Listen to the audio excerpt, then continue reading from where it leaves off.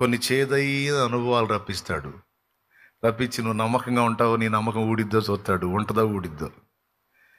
మంచి అనుభవాలు ఉన్నప్పుడేమో హల్లెలూయా, స్తోత్రం, దేవుడి కృప అన్నయ్య, కృప. ఏదన్నా వచ్చిందనుకో, ఏదన్నా సంపాదించారనుకో, ఏదన్నా సాధించారు, దేవుడి కృప అన్నయ్య. ఏందో అన్నయ్య, అసలు దేవుడు ఏందో తెగ దీవిస్తున్నాడు అన్నయ్య. వయమ్మో, అసలు ఆపలేము కొంతమంది సంతోషాన్ని. అయితే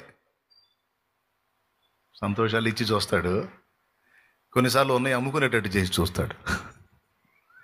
అప్పుడు అనరు, అమ్ముతున్నావు అన్నయ్య, అమ్ముతున్నావు అన్నయ్య, అది తాతల్లాంటి ఇల్లు అన్నయ్య. ఏడు మొఖం వేసుకొని వచ్చి నా దగ్గర నిలబడతారు. అప్పుడు ఇగిలిద్దరు ఎందుకో నాకు అర్థం కాదు. అమ్మేస్తున్నావు అన్నయ్య, దేవునికి స్తోత్రం, దేవుడి కృప, అమ్ముకుంటున్నాం. అట్లెవరంటారా పిచ్చోడా? ఏం పర్లేదు అమ్మా, మరి దేవుడు నివాసాన్ని కూడా కోల్పోయేటట్టు చేస్తున్నాడు కదా, బాధ కలగట్లేదా? బాధ ఎందుకన్నయ్య?